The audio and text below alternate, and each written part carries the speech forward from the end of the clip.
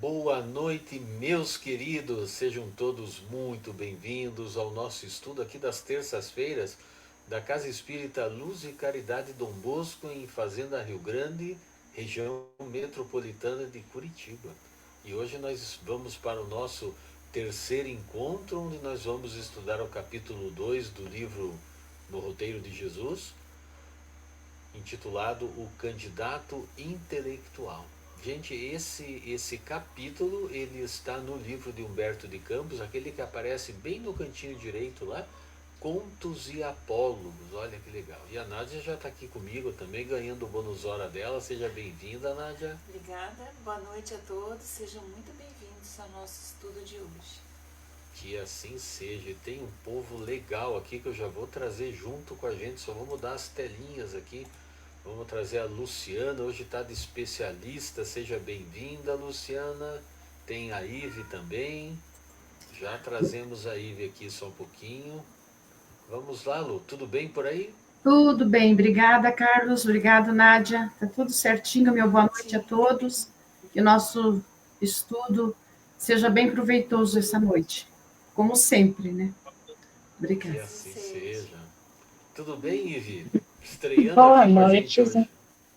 com certeza. Boa noite aos meus irmãos. Que esse estudo hoje seja abençoado com muita paz, muita luz e muita gratidão. Que assim seja. Ah, que assim seja. E olha, já tem um povo chegando aqui, a Ana Lu, lá de Contenda do Caminhando com Cristo. Seja bem-vinda, Ana Lu. A Clara do Dom Bosco, bem-vinda. Clara, a família Trevisan chegou aqui já em peso. Aqui, Augustinho, Andréia, a Carolzinha deve estar por ali também, ou vai assistir depois, que às vezes a faculdade pega. Mas é muito legal ter todos vocês aqui conosco, gente. A Nádia deu o oizinho dela também. Então eu já vou virar aqui, a Magela também acabou de chegar. Você vê que o pessoal toma um café rapidinho e vem para o estudo, né? Então vamos lá, vamos passar aqui para a nossa prece inicial e é com a Nádia. Então vamos serenar os corações, manter a nossa mente elevada em estado de prece, de oração, pedindo a Deus, a Jesus, que nos abençoe nesse estudo da noite de hoje, que a espiritualidade amiga, benfeitora, responsável também pelo estudo, por esse grupo, possa nos envolver numa psicosfera de luz, de amor, de entendimento, e assim que possamos absorver o máximo possível dos ensinamentos da noite de hoje, do tema de hoje. Gratidão, Senhor, pela oportunidade de estarmos reunidos e que tenhamos um bom estudo, um estudo bem proveitoso para todos nós. Que assim seja. Que assim seja. Que assim seja. E olha que legal, o nosso querido Vadão, Oduvaldo, acabou de chegar. Saudade daquele café gostoso. Gente, o melhor café lá do Portão, na casa do Oduvaldo, né? Então, estou fazendo propaganda aqui que um dia ainda vai ganhar dinheiro com esse café que ele faz. Seja muito bem-vindo, meu querido. A Wanda chegou, a Ivone também. E a Ive que está com a gente aqui, a Lu também já deram o seu boa noite. Então vamos virar a nossa figurinha e vamos falar do candidato intelectual. Eu vou fazer assim, vou deixar os microfones da Ive e da Lu fechados. Aí vocês abrem o microfone e me interrompem aí, combinado? Porque eu não vou conseguir ver a tela inteira. Eu vou ter que dar uma diminuída aqui nas coisas. Vamos ajeitando aqui para a gente começar o nosso estudo. Só um pouquinho. Gente, o nosso hoje vai ter um pouquinho de leitura além do normal, porque esse capítulo é baseado num diálogo, né? E conta Humberto de Campos que Jesus, depois de infrutíferos entendimentos com doutores da lei. Peraí, vamos começar de novo, né? Deixa eu pegar aqui o livro, porque é importante a gente contemporizar aqui, gente. Sabe por quê?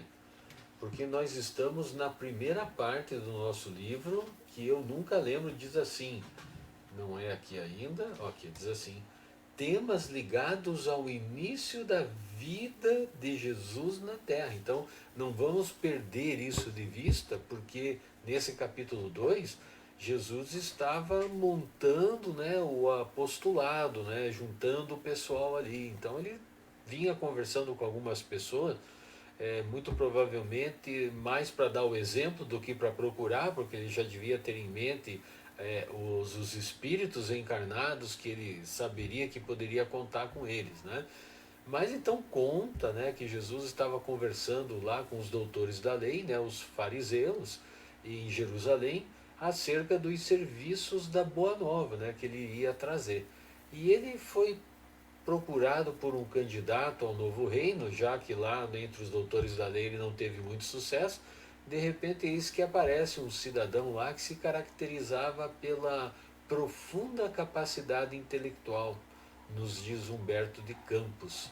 E Jesus, procurando compor o seu grupo de trabalho então, para o início do seu messianato, conversa com esse rapaz, né? Olha que interessante. Chegou um pessoal aqui, ó. O Oduvaldo deu boa noite, o Magela, peraí que o Coroa. Gente, deu uma mistura aqui no meu. A Rosélia lá de Valinhos acabou de chegar também, seja bem-vinda. É que gente deu uma misturada aqui, mas eu acho que fui eu que me perdi. Então vamos lá. Então Jesus, ao ser interpelado por esse cidadão de alta capacidade intelectual, ele disse ali o seguinte, dentro dessas circunstâncias, né?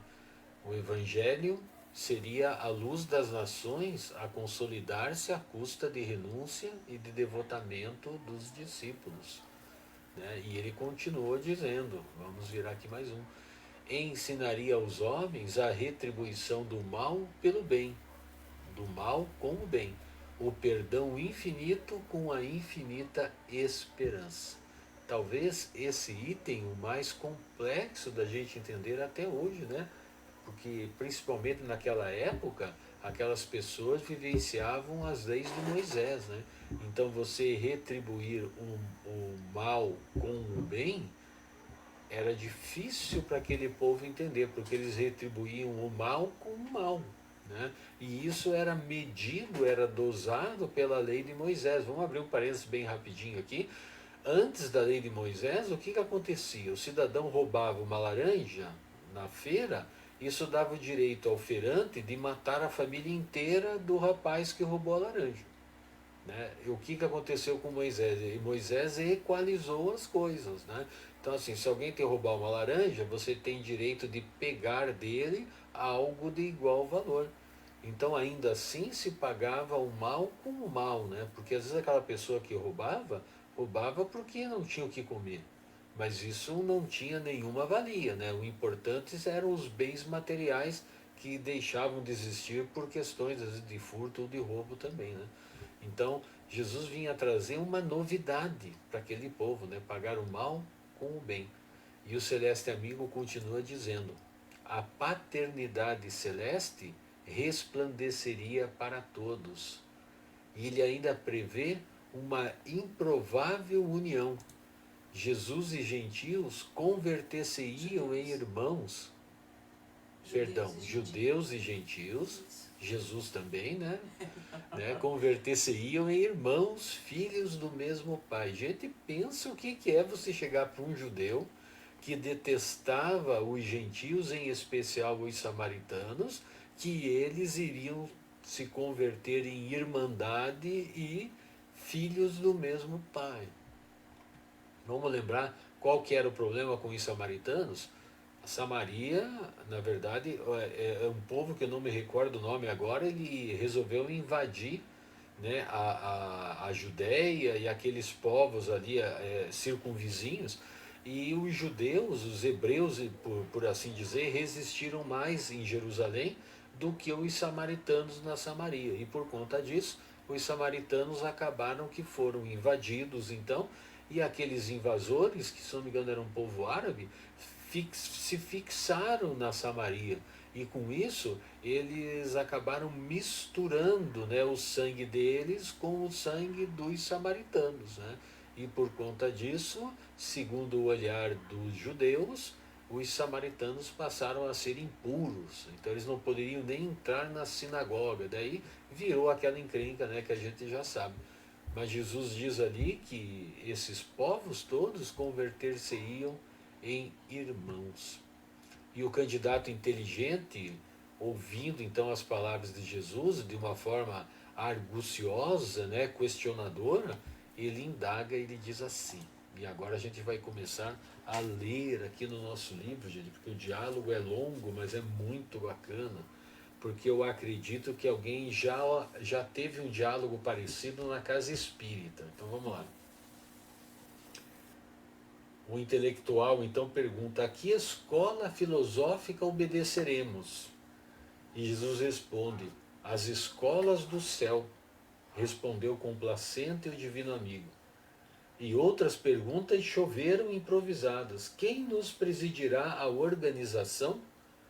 Nosso Pai Celestial. Em que bases aceitaremos a dominação política dos romanos? Nas do respeito e do auxílio mútuo. Lembra que os romanos cobravam impostos dos judeus, né? E os judeus não gostavam absolutamente nada disso, né? Na sequência ainda ele pergunta: desculparemos a ignorância na hipótese de sermos perseguidos pelo sinédrio em nossas atividades, como proceder? Jesus responde: desculparemos a ignorância quantas vezes for preciso. E qual o direito que competirá aos adeptos da revelação nova? O direito de servir sem exigências. O rapaz arregalou os olhos aflitos e prosseguiu indagando: em que consistirá desse modo o salário do discípulo? Na alegria de praticar a bondade. Estaremos arregimentados num grande partido? Seremos em todos os lugares uma assembleia de trabalhadores atentos à vontade divina. E o rapaz continuou: o programa, né, tem algum programa, alguma programação? Jesus responde: permanecerá nos ensinamentos novos de amor, trabalho, esperança, concórdia e perdão. Onde a voz imediata de comando? Na consciência. E os cofres mantenedores do movimento situar-se-ão em nossa capacidade de produzir o bem. Com quem contaremos de imediato? Acima de tudo com o Pai, na estrada comum, com as nossas próprias forças. Quem reterá a melhor posição no ministério? E você vê que Jesus não cansa, né, gente? Ele continua: aquele que mais servir. Olha, não é nem o presidente da casa espírita, é aquele que mais serviu. O candidato coçou a cabeça, francamente desorientado, e continuou, finda a pausa. Que objetivo fundamental será o nosso? Respondeu Jesus sem se irritar: o mundo regenerado, enobrecido e feliz. Quanto tempo gastaremos? O tempo necessário. De quantos companheiros seguros dispomos para início da obra? Dos que puderem compreender-nos e quiserem ajudar-nos. Mas não teremos recursos de constranger os seguidores à colaboração ativa? No reino divino não há violência. Quantos filósofos, sacerdotes e políticos nos acompanharão? Em nosso apostolado, a condição transitória não interessa e a qualidade permanece acima do número. A missão abrangerá quantos países? Todas as nações, disse Jesus. Fará diferença entre senhores e escravos? Todos os homens são filhos de Deus. Em que sítio se levantam as construções de começo? Aqui em Jerusalém? No coração dos aprendizes. Os livros de apontamentos estão prontos? Sim, responde Jesus. E quais são? Ele diz: as nossas vidas. Olha que é uma conversa, né, gente, que eu acho que Humberto de Campos poderia escrever metade do livro, né, porque Jesus não se cansava de ir respondendo, né, e esses questionamentos, eles se sucediam, e Jesus chegou um momento que ele silenciou, sorridente e calmo. O mestre, ele já havia então percebido o grau de entendimento do pretenso estagiário quando foi inquirido mais uma vez: Senhor, por que não esclareces? E o Cristo afagou-lhe os ombros inquietos e afirmou: busca-me quando estiveres disposto a cooperar. Gente, eu achei essa resposta tão interessante, tão incrível, que eu me lembrei de uma passagem de Emmanuel, que eu não me lembro em qual livro dele, mas é uma passagem assim que me marcou muito, que ele diz assim: quando a caridade é muito discutida, padece quem precisa. E olha que interessante, né? Uma verdade inconteste, né, gente? E deixando o questionador se questionando, o mestre amado seguiu seu caminho, como nos diz o nosso querido Humberto de Campos. Ele diz assim: e assim, dizendo, abandonou Jerusalém na direção da Galileia, onde procurou os pescadores rústicos e humildes, que realmente nada sabiam da cultura grega ou do direito romano, mantendo-se, contudo, perfeitamente prontos a trabalhar com alegria e a servir por amor, sem perguntar. Gente, esse texto assim, ele me leva a uma reflexão profunda, né? E enquanto eu reflito aqui, eu vou chamar a nossa especialista da noite. Lu, o que você tem para nos trazer, amiga, diante desse belíssimo texto, com esse diálogo que parece muito atual, amiga?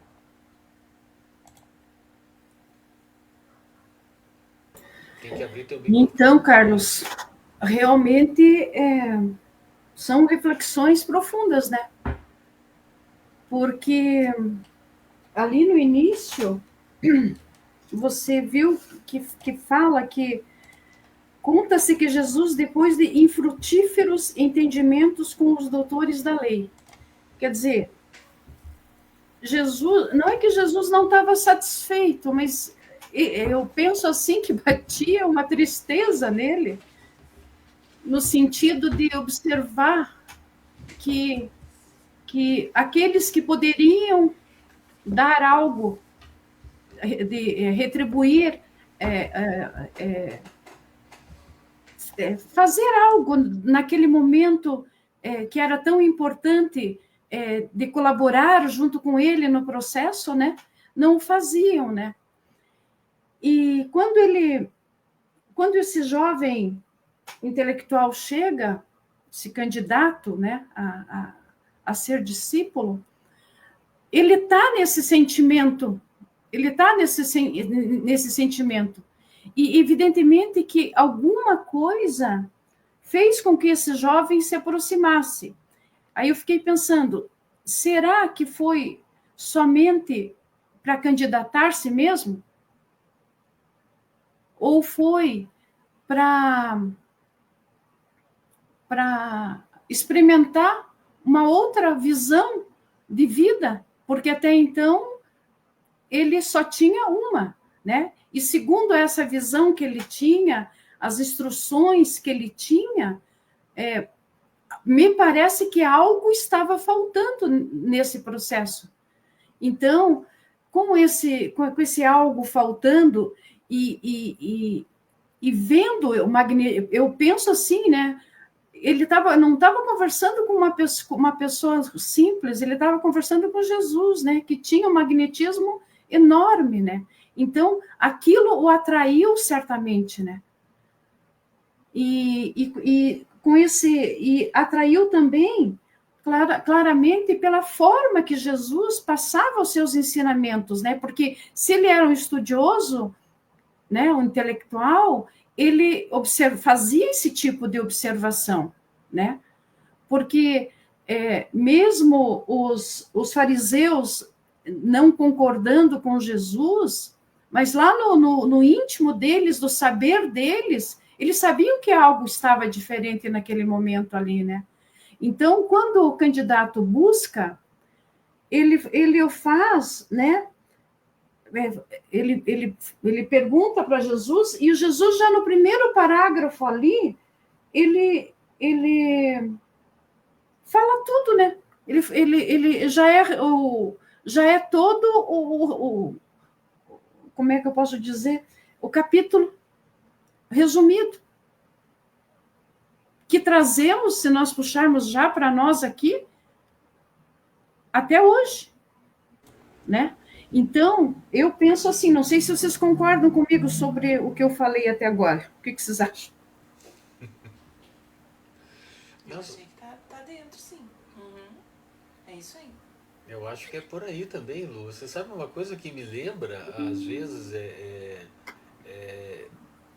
existe um tipo de pessoa que ela fica tentando se organizar tanto que ela não sai do lugar, né? Você já percebeu isso? Lógico, né? A gente não pode sair que nem louco por aí, né? Fazendo as coisas sem um mínimo de organização, né? E, inclusive, tem alguns consultores que comentam assim, que os projetos japoneses eles são mais demorados que os americanos. Isso era um consultor na área de automobilismo, né? Então ele diz assim, os projetos japoneses são mais demorados, mas os carros são melhores, né? Os projetos americanos são mais rápidos, mas os carros não são tão bons, né? Por quê? Porque o americano, quando ele chega lá num determinado coeficiente do projeto, ele já lança o carro e vai consertando no decorrer do tempo, né? E o japonês já pensa diferente. Quanto mais eu estudar e projetar, menos eu tenho que consertar. Então ele se incomoda no começo para não se incomodar depois, né? Jesus estava construindo, né, um messianato naquela época, né? Então não dava tempo também de ficar discutindo muita filosofia, né? E a gente percebe que na casa espírita eu gosto de trazer sempre um ensinamento para o nosso dia a dia, né? E eu não vou jogar pedra no telhado dos outros. Eu até jogo, mas eu gosto de falar da casa espírita, né? Porque a casa espírita é onde a gente convive, né? Então fica aquela coisa. Uma vez aconteceu, vou citar um exemplo rapidinho. Aconteceu há muito tempo atrás numa casa espírita que pegou fogo na casa de uma pessoa e a pessoa perdeu tudo que tinha, inclusive o enxoval da criança, porque aquela pessoa estava grávida. Isso era uma atendida lá no Dom Bosco. Aí eu levei isso para uma outra casa espírita, que eu sabia que tinha enxoval de criança, e daí eu recebi mais ou menos o diálogo do rapaz. Ela tem CPF, ela é de Curitiba, ela é cadastrada aqui na casa. Eu falei, olha, você me desculpe, mas eu agradeço a oportunidade. Daí eu mexi com o meu network, graças a Deus, conseguiu banheirinha, roupinha, a gente viu coisa até de Brasília, para vocês terem uma ideia. Então, assim, quando o cidadão quer trabalhar, ele não fica inquirindo demais, né? Gente, só um pouquinho que a Andréia hoje está inspirada aqui, olha só. Mas tem a Wanda, peraí, deixa eu trazer o comentário aqui que a gente vai interagindo com o chat. A Wanda aqui disse que o Pedro ficou em dúvida quando Jesus recebia a Maria Madalena, né? E Jesus falou esse texto, né? Ou talvez um texto parecido, né? Alguma coisa assim, porque imagine só, né? Não devia só ter aquele intelectual na época, né? Até entre os apóstolos, assim, puxa, mas Maria Madalena, né? Porque ela era tida como prostituta, né? Imagine só. Então, né? Será que ela é digna de estar conosco? E daí cai naquilo que você falou, né? Que eles estavam muito, muito ainda arraigados nas leis de Moisés, né? De Moisés. Então quando ele escuta o primeiro parágrafo ali, né, falando na questão de renúncia, de devotamento, que todos somos irmãos, né, que chegaria o dia que todos... Evidentemente que, mesmo com toda a instrução que ele teve, ele levou um choque. Ele levou um choque. E eu não sei não se Jesus já no primeiro parágrafo, na primeira fala, ele já não quis dar esse choque mesmo. Para poder observar até onde que ele iria, né? Na sua vontade de querer servir, né? E a gente percebe que ele fica preocupado, muito preso ainda na letra, né, dos ensinamentos que ele tinha, né? muito preso naquelas aquelas falsas interpretações que Jesus tentava, a todo custo ali, tentar esclarecer, né? Então, com essa questão de arrebanhar os seus discípulos, ele acabou se deparando com esse rapaz que a gente percebe que ele não estava preparado para isso, não estava aberto para as questões de sentimentais, as questões movidas pelo amor, né? De caráter puramente moral, né?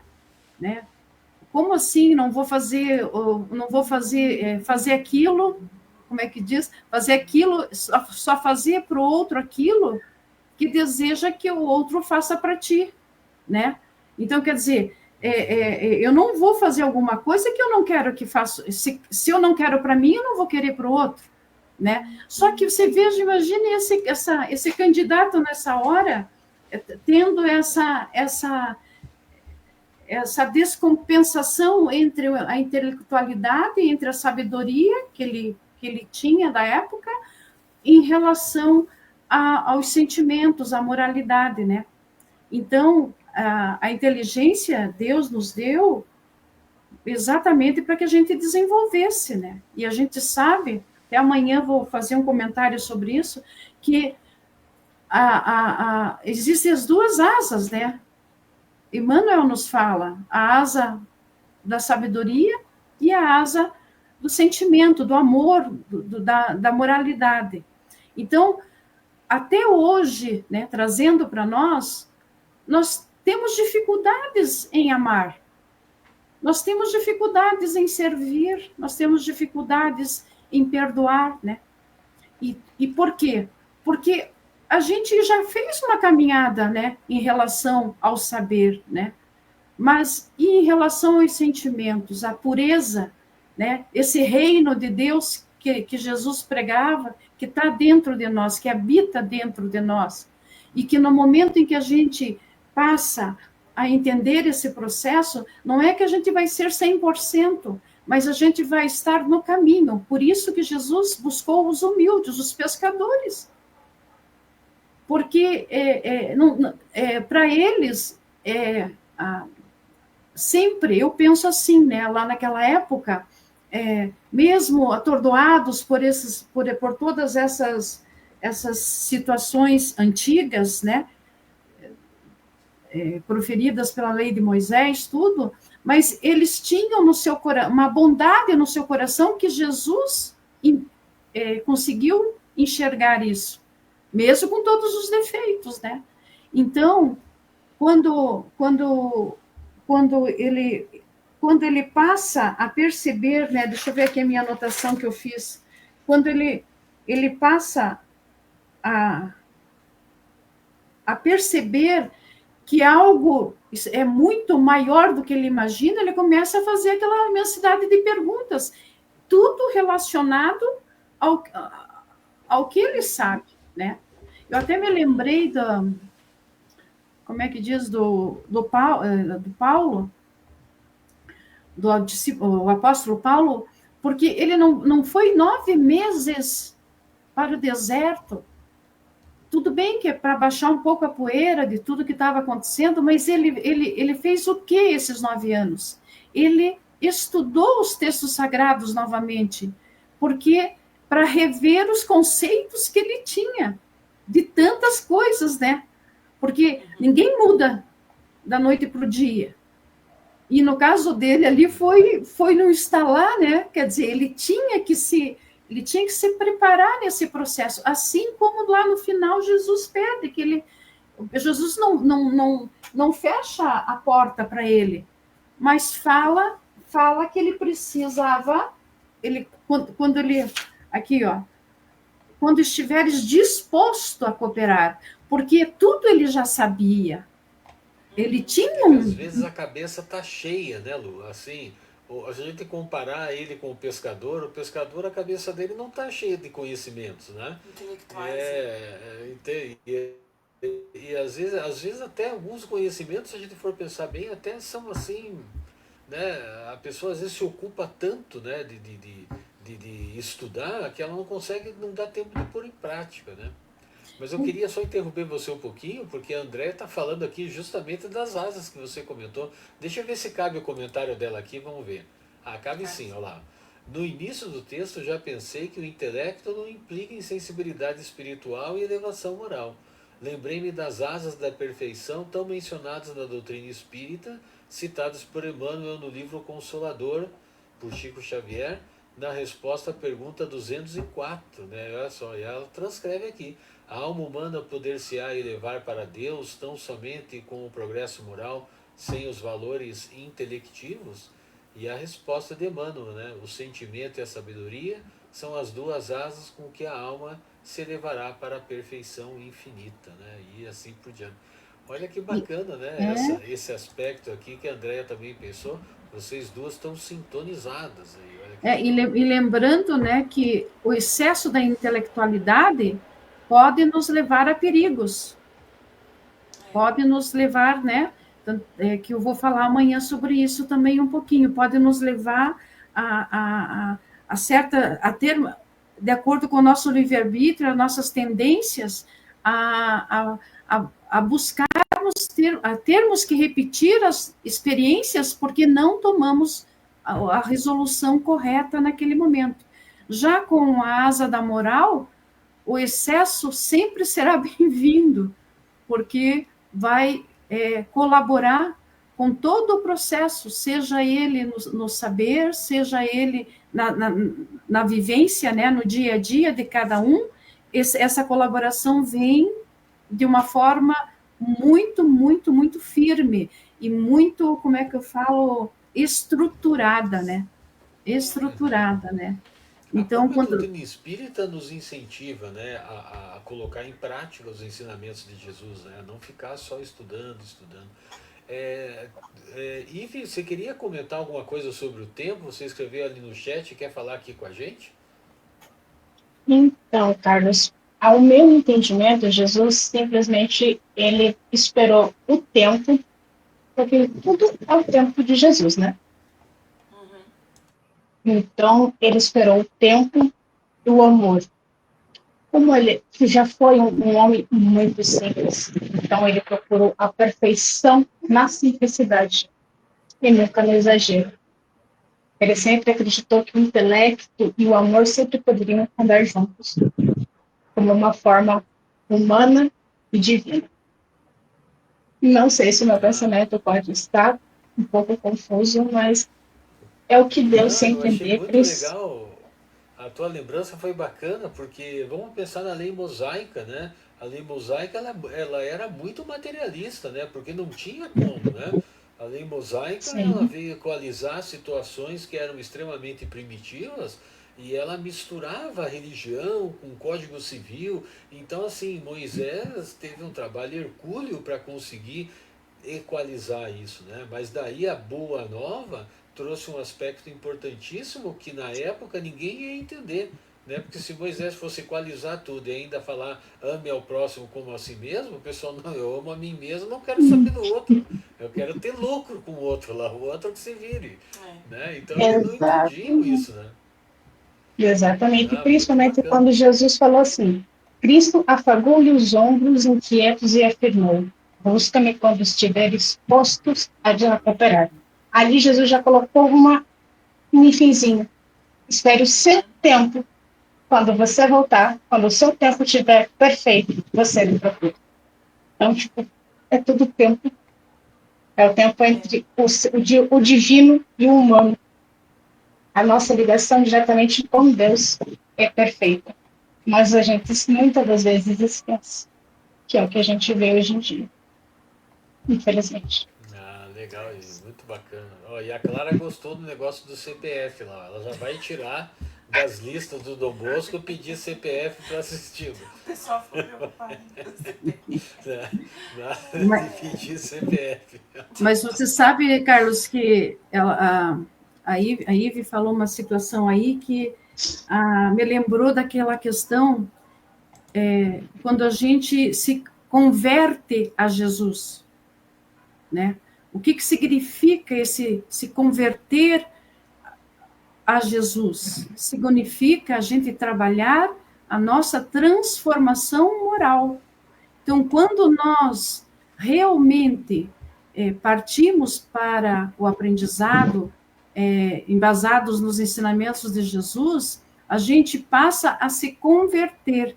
E converter não é uma fé cega, não é cruzar os braços, é trabalhar para uma transformação moral. Por isso que as duas asas ali, elas devem bater juntos, né? Porque elas batendo juntos, o que acontecerá? Elas vão poder sair do chão, voar, né? E voar para onde? Para Deus, né? E é muito bonito isso, né? Parece poesia, mas não é. É o real, né? Então, a gente vai estar dispostos, vai estar abertos a servir, a cooperar, quando a gente compreender, fazer as nossas mudanças de condutas para com o outro, né? Para conosco mesmo e para com os outros, né? Valorizar o quê, né? Nas perguntas ali, Jesus percebia que ele estava ainda muito fixo nessas questões da matéria, daquela organização material das leis, como você disse, né, Carlos? Né? Quer dizer, tem que ter um programa, tem que ter isso, tal. Não, o programa já está feito. É amar, é servir, né? Então, quando os discípulos saíram para divulgar a doutrina, não é que eles estavam preparados, ninguém está preparado 100%, só Jesus mesmo, né? Então, Jesus quer que nesta caminhada nós possamos aprender juntos, um sendo instrumento do outro, né? Mas na base dessas duas asas, né? Nessa parte ali do intelectualismo, então diz assim, a alma humana poder-se levar a Deus somente com o progresso moral, sem os valores intelectivos que ela falou, né? Então é o seguinte, a gente fica até acanhado hoje por ter uma baita informação referente a todos os saberes, a todas as áreas de conhecimento, e ainda estamos patinando exatamente naquilo que Jesus nos ensinou ali no primeiro parágrafo, né? Então, o progresso material, né, ele vem antes do progresso moral, né? Exatamente. Então a gente precisa, né, a partir desse momento que o nosso progresso material, o que nós progredimos nos últimos 50 anos é muito mais do que foram nos últimos 200, né? Então, assim, está na hora da gente progredir moralmente, né? E essa que é a grande dificuldade, né? É a gente virar a chave, né? O Emmanuel, ele diz assim, se você tem uma semana no Espiritismo, você já pode ajudar. E a gente pensa assim, puxa, mas com uma semana no Espiritismo, o que o cidadão tem de bagagem para ajudar? No mínimo a vontade, né? Então ele não vai lá fazer uma palestra, ele não vai lá ser um diretor de casa espírita ou de doutrinária com uma semana no Espiritismo, porque ele não conhece a doutrina, né? Mas assim, ele pode ajudar em muita coisa, né? Então a gente tem que ter sempre essa ideia, né? De que a gente faz o mesmo equilíbrio, conquista intelecto, conquista a moral, conquista e vai, né? E vai trabalhando, porque senão a gente não pode ficar esperando, né? Conquistando as coisas para daí, né? Fazer a nossa parte. E você já percebeu, Carlos? Servir, né? Você já percebeu, Carlos, que quando a gente mergulha um pouco, vamos falar da nossa doutrina, né? Nos estudos da doutrina espírita, o primeiro ponto, a gente deseja que todos estejam envolvidos da mesma forma que a gente está. E não é isso, é como a Ivy falou, a cada um o seu tempo. Nós não podemos violentar as consciências, porque está lá dentro da nossa consciência a lei de Deus, a lei do amor. E uma hora ela vai desabrochar, né? Assim como hoje nós estamos aqui discutindo, né, tendo como exemplo maravilhoso esse texto que Humberto de Campos nos trouxe, né, faz com que a gente puxe um pouco o freio de mão, né, quando a gente achar que já é a última bolachinha do pacote, né? E a gente não é, porque quanto mais a gente estuda, mais a gente como é que diz, não é cobrado, mas assim, aparecem situações, aparecem oportunidades para a gente dar o testemunho, né? E então, e o testemunho deve ser dado com amor, né? E daí a gente lembra lá daquele lance lá do Evangelho, acho que é no capítulo 6, que diz, né, espíritas, amai-vos. Primeiro ele fala amai-vos, né? E instruí-vos, né? Isso. Então a gente tem que continuar, né? A gente não pode desistir.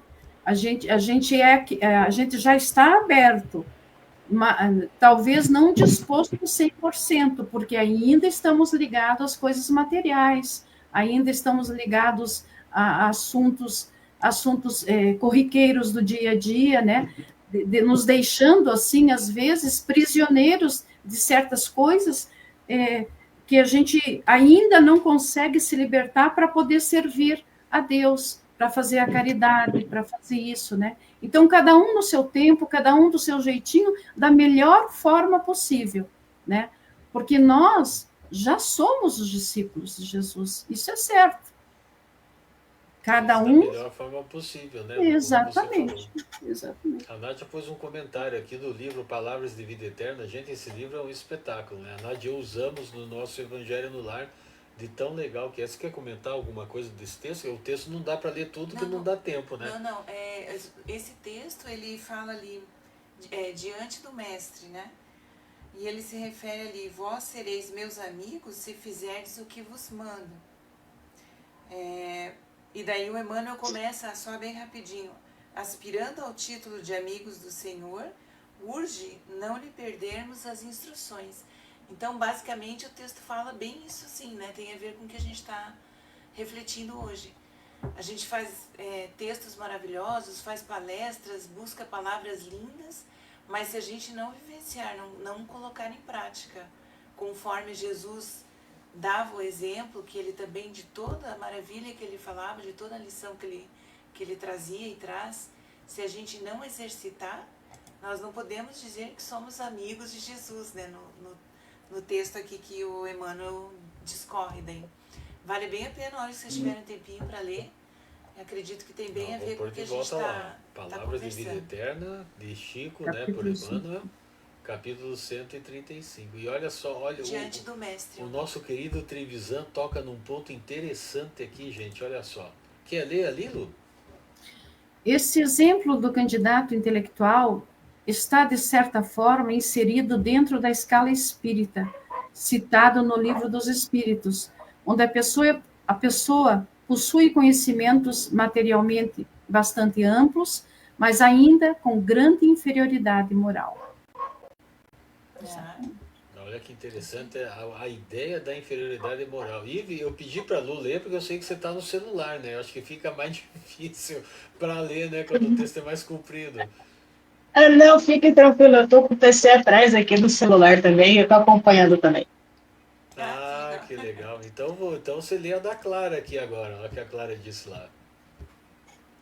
Eu imagino se esse rapaz é aceito no intento de discípulo por despreparo e apego. Poderia até desarmonizar o que já tinha ser corrigido em alguns vícios morais. O equilíbrio. Eu vi muito que há certos equilíbrios que muitas das vezes a gente desequilibra na balança. Como o Carlos mesmo comentou, a gente sempre quer o aspecto material. A gente trabalha, a gente conquista. Mas cadê a nossa moral espírita? Que é a nossa maior virtude. Porque a gente sempre fala, nós vamos voltar para casa.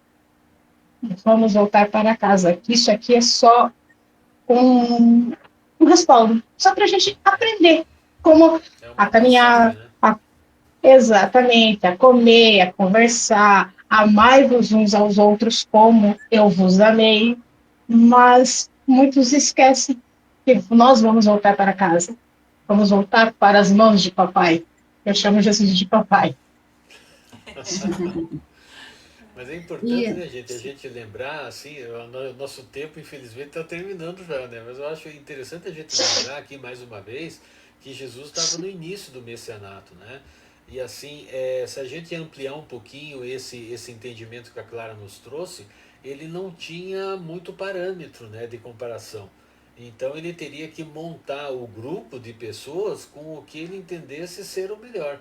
E se a gente pensar bem, entre os discípulos tinha todo tipo de gente, né? Tinha Sim, os que tinham uma condição financeira melhor, né? Tinha a Maria Madalena, que era tida como prostituta, né? Sem querer entrar no mérito da questão, que tem autores que dizem que ela não era, mas isso é uma discussão para um outro momento. Mas a verdade é que o que se tem hoje é que ela era prostituta, né? E como prostituta, ela era a deixada à revelia da sociedade. Então, se a gente for pensar, né, todo mundo que tinha lá, o próprio Pedro, né, era um grosso, né, Rústico, né, Maria o cara era rústico. rústico, né, então assim não tinha muito, e daí assim aquela dificuldade, né, de sempre, né. Então a gente vai trabalhando, né, essas experiências, né, e a gente vai se construindo também, né. Beleza, só, gente? só para Querem encerrar, Carlos, finalizar o comentário? eu queria falar só um pouquinho, quando, acho que foi o Trevisan que falou ali na escala espírita, né? Quando ele falou ali, né, essa questão da inferioridade moral, né, ele faz uma pergunta, né, esse candidato, ele fala que objetivo fundamental será o nosso, e ele fala o mundo regenerado, enobrecido e feliz. Então, esta é a proposta. Queiramos ou não, estarmos dispostos ou não agora ou amanhã. O bom seria que fosse agora, né? Mas se for amanhã, também não vai ter problema, porque nós temos o livre-arbítrio, né? Sofreremos talvez mais alguns bocados, mas todos nós chegaremos à perfectibilidade, né? Todos nós como não só como candidatos, mas já como discípulos de Jesus, né? Porque chegando lá, ninguém vai ficar dormindo eternamente, né? Vai trabalhar e vai buscar através dos seus, dessa evolução que atingiu, de espíritos puros, vai continuar trabalhando, colaborando com aqueles que decidiram ficar um pouquinho, decidiram se ficar dispostos amanhã e não hoje, né? Então é isso.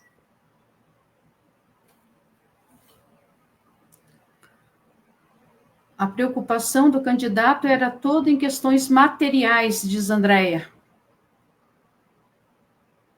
Olha só, né? Estava preocupado com a estrutura e tudo mais, organização, né? Muito legal. E quer fazer mais algum comentário final?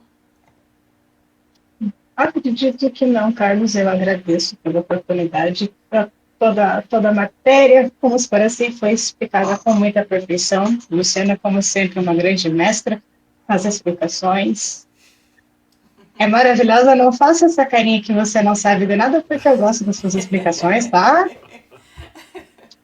E ela, quarta-feira, tem Então, palestra no Dom Bosco. Amanhã é com ela, né? Então já vamos fazendo merchandising da Lua aqui.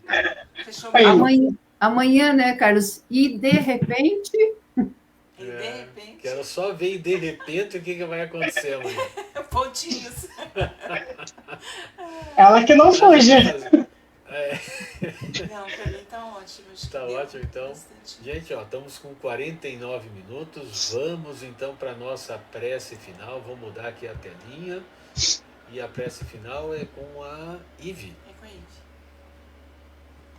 Nesse momento, eu gostaria de pedir aos irmãos que levassem os seus pensamentos a Jesus, para que Ele olhe por cada um de vós. Gostaria também de estar agradecendo aos grandes espíritos de luz que nos acompanham nesses estudos.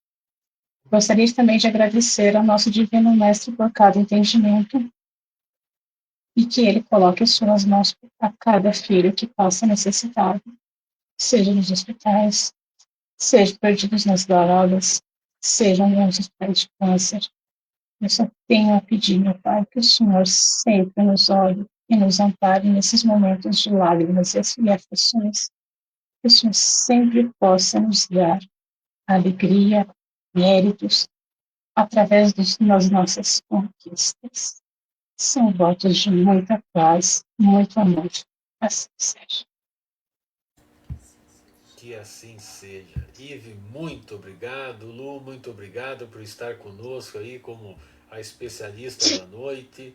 Lembrando que o nosso convite é para todos. Gente, é muito legal. Você chega ali, faz uma prece, bate um papo, aproveita. E assim a gente vai, né? Sai um pouquinho do chat, vem aqui para a bancada, sai da bancada, volta para o chat. A gente vai aí se organizando e o estudo fica gostoso, né? É isso aí. Com Agradeço a Nádia certeza. também pela oportunidade. Sei que ela tem uma Obrigada. reunião já em seguida Tem uma agora. reunião. Então, meus queridos, um beijo, um abraço bem apertado e até terça depois do carnaval. Até Tchau, terça gente que linda. vem, Carlos. Tchau, tchau, tchau. Amém.